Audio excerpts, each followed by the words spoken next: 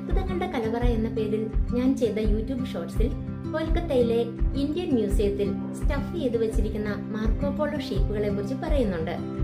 മാർക്കോപോളോയെ പരിചയമുണ്ടായിരിക്കും അല്ലേ? ലോക പ്രശസ്തനായ വെനീഷ്യൻ സഞ്ചാരിയും വ്യാപാരിയുമായിരുന്നു മാർക്കോപോളോ. അദ്ദേഹം ലോകം മുഴുവനും ചുറ്റി സഞ്ചരിച്ച് ഇന്ത്യയിലും എത്തിയിട്ടുണ്ട്.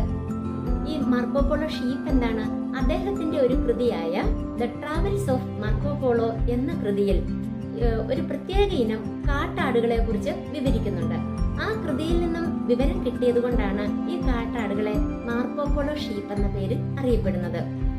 താജിക്കിസ്ഥാൻ, കിർഗിസ്ഥാൻ, അഫ്ഗാനിസ്ഥാൻ, ചൈന തുടങ്ങിയ പ്രദേശങ്ങളിലെല്ലാം വ്യാപിച്ചു കിടക്കുന്നതും ലോകത്തിന്റെ മേൽക്കൂര എന്ന പേരിൽ അറിയപ്പെടുന്നതുമായ പാമീർ പ്ലേറ്റോയുടെ ഉയർന്ന മലഞ്ചെരിവുകളിലൂടെ കാണപ്പെടുന്ന ഒരു പ്രത്യേക ഇനം കാട്ടാടുകളാണ് മാർക്കോപോളോ ഷീപ്പ് എന്ന പേരിൽ അറിയപ്പെടുന്നത്.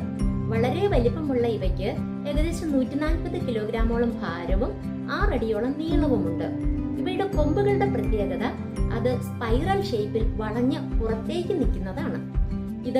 ഈ കൊമ്പുകളൊന്ന് നീട്ടി വെച്ച് അളവ് നോക്കിയാൽ അതിനും 6 അടിയിലേറെ നീളമുള്ളവയാണ്. ഇവയുടെ കൊമ്പുകളിൽ കാണപ്പെടുന്ന വളയത്തിൽ നിന്നാണ് ഇവയുടെ പ്രായം മനസ്സിലാക്കുന്നത്. ഏതാണ്ട് 13 വർഷത്തോളമാണ് ഇതിന്റെ ആയുസ്. വംശനാശ ഭീഷണി നേരിടുന്ന ഈ മൃഗത്തിനെ പ്രത്യേകം സംരക്ഷിക്കാനുള്ള പദ്ധതികളുണ്ട്. ഇവയെ വേട്ടയാടുന്നത് കർശനമായി നിരോധിച്ചിരിക്കുകയാണ്.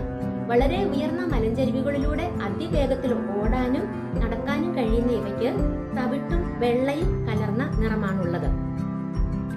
മാർക്കോപോളോ ഒരു വെനീഷ്യൻ സഞ്ചാരിയായെന്ന് പറഞ്ഞല്ലോ. ഈ വെനീസ് എവിടെയാണ്? ഇന്നത്തെ ഇറ്റലിയുടെ ഭാഗമാണ് വെനീസ്. പണ്ടത്തെ ഗ്രേറ്റ് സിൽക്ക് റൂട്ടിന്റെ ഒരു ചെറിയ ശാഖ ഈ പാമീർ പ്ലേറ്റോയിലൂടെ കടന്ന് ചൈനയിലെത്തി തുടർന്ന് ഇന്ത്യയിലെത്തുമായിരുന്നു. വളരെ ദുർഘടവും അപകടകരവുമായ ഈ റൂട്ടിലൂടെ മാർക്കോപോളോ സഞ്ചരിച്ചപ്പോഴാണ് ഈ മൃഗത്തെ കണ്ടതും അതിനെക്കുറിച്ചുള്ള വിവരണം അദ്ദേഹത്തിന്റെ കൃതിയിൽ രേഖപ്പെടുത്തിയതും.